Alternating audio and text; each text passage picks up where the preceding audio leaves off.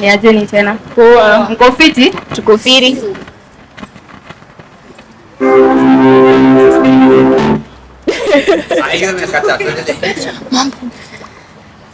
The situation is dire. Those were the words of our Deputy President when he was addressing the nation about the situation of drought in this country. It is reported that this is the worst experienced drought in the last 40 years. 40 years. So the drought has been 40 years in the making, right?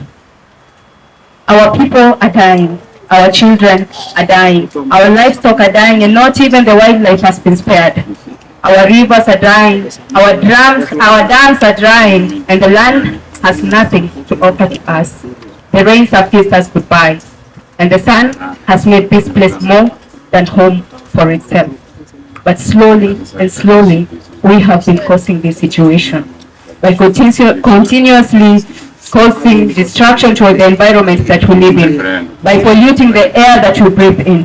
I mean, man is the biggest cause for global warming. So why do we cry when it's time to reap what we have sowed?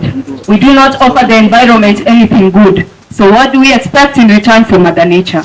If you cannot stand up for climate justice, why do you complain when climate change hits you different? Imagine, when people in Turkana can hardly get a single drop of water. Families in Nyando region have been displaced due to floods that have submerged their homes. When children in Nakuru are cooking chameleon because of hunger, there are farms that food is rotting in them, and the farmers can do nothing about it. But we live in the same country, right? I live in Kawangware, where a 20-liter jerrycan of water costs about 10 shillings, but the same is being sold at 100 shillings in another place. Can someone help me understand how a packet of funga in Kajiado is now more expensive than a goat? How a cow that recently costed at about 50 shillings is now selling at 500 shillings.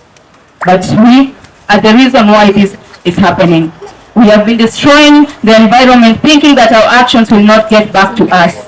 Right now we are running up and down trying to find solutions to problems that we have created ourselves. The plan is to plant 5 billion trees, but we have a plan on how we are going to maintain them.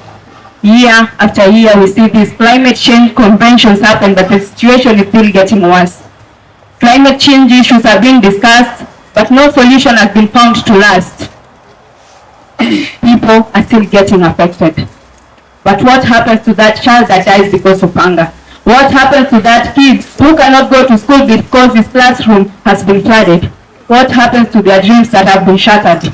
What happens to that man who helplessly watches all his livestock die and he can't do anything about it? What happens to them? Do they really matter? And does anybody really care? Maybe not. Thank you. China man.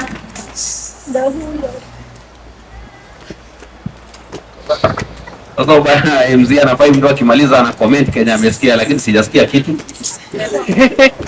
Yeah, but nimesikia Deputy President alisema the situation is dire. We have inherited a dilapidated economy. We can't do anything to help it. But then I've also had people dying in Turkana because of lack of rains, and other people displaced because of rains in Nyando. Did I hear that? Yeah. Yes. So I was here, eh? Yeah.